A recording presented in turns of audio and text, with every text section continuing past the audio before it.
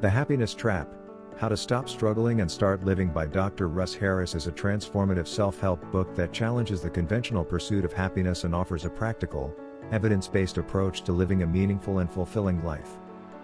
Drawing from acceptance and commitment therapy, ACT, Dr. Harris provides readers with tools and techniques to break free from the happiness trap, the idea that we must always feel happy and avoid negative emotions at all costs.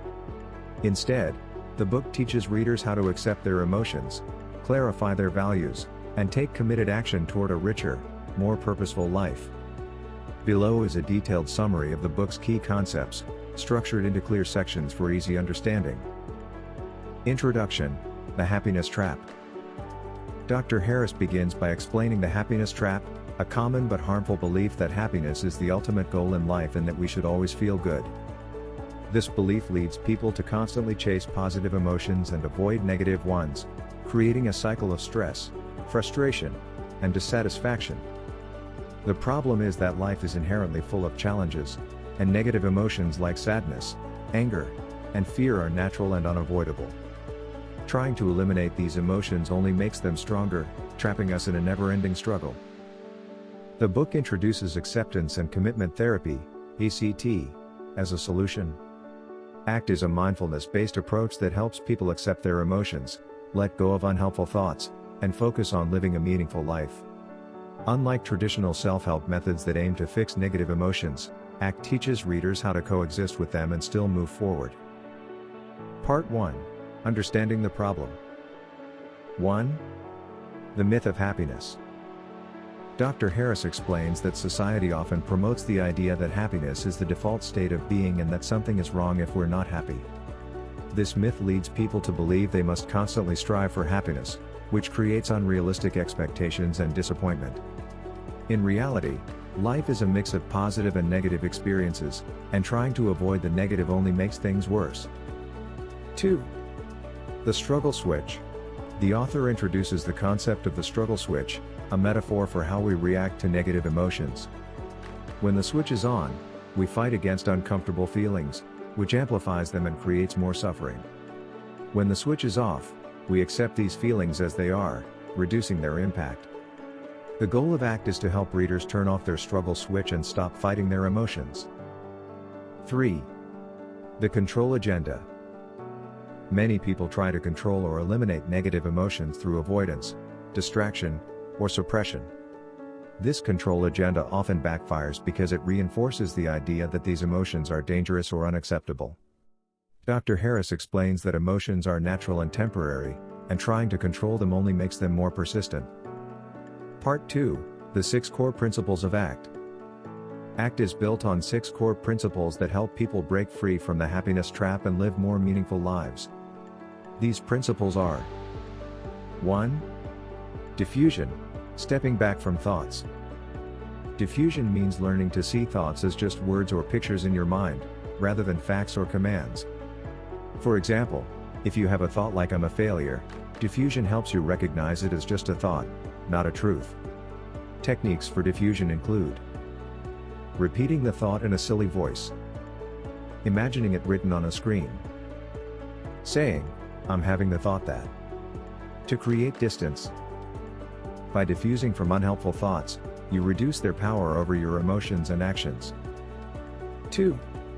Expansion, making room for emotions. Expansion is about accepting and allowing negative emotions instead of fighting them. Dr. Harris uses the metaphor of making room for emotions, like creating space for a guest in your home. This doesn't mean you have to like the emotion, but you can stop resisting it.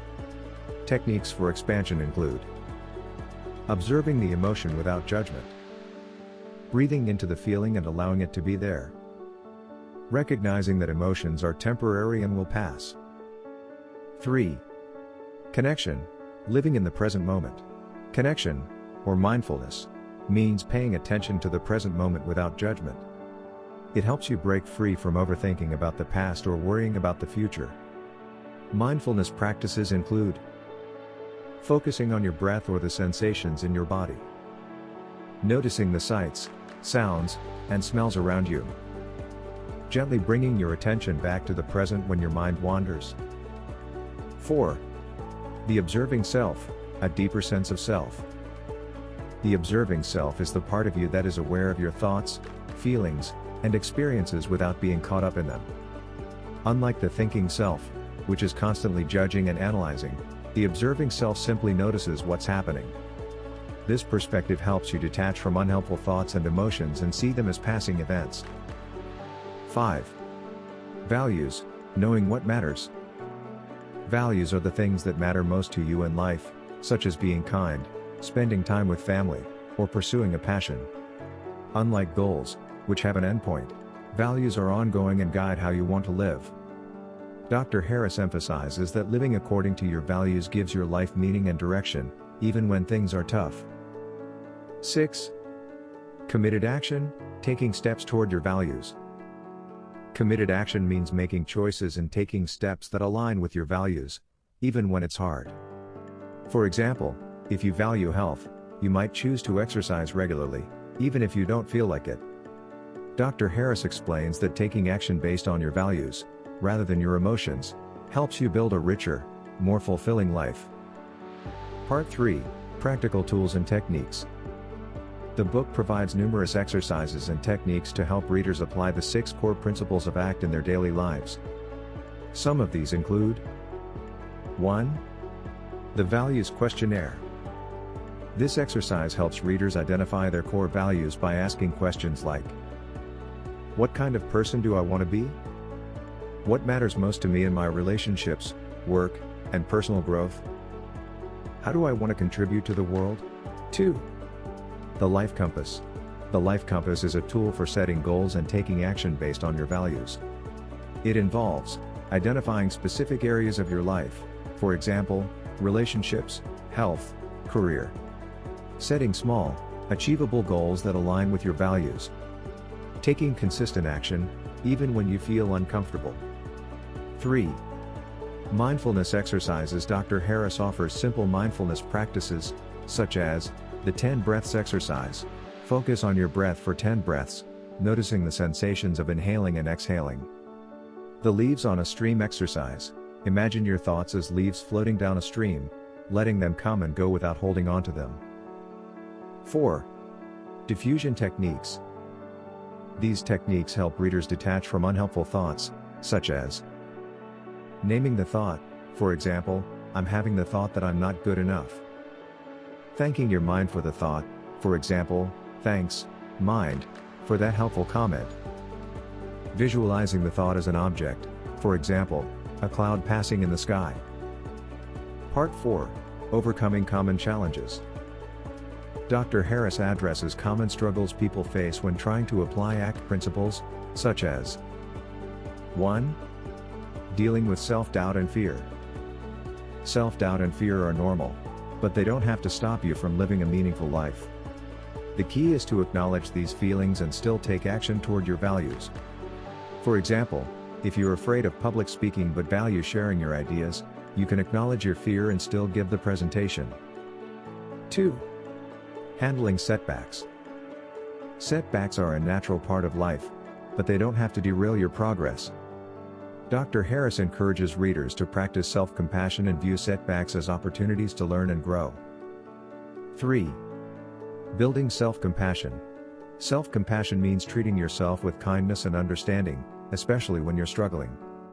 Instead of criticizing yourself for feeling anxious or sad, you can acknowledge that these feelings are part of being human. Conclusion: living a rich and meaningful life. Dr. Harris concludes by emphasizing that living a meaningful life isn't about feeling happy all the time. It's about accepting your emotions, clarifying your values, and taking committed action, even when it's hard.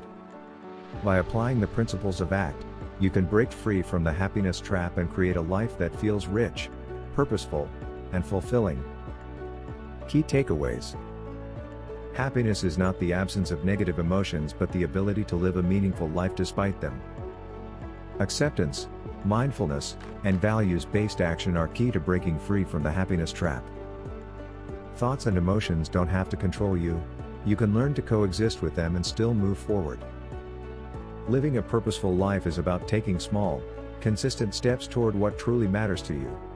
The happiness trap is a practical, accessible guide for anyone looking to improve their emotional well-being and live a more meaningful life. By embracing the principles of ACT, readers can learn to stop struggling with their emotions and start living with intention and purpose. Thanks for your time. See you later.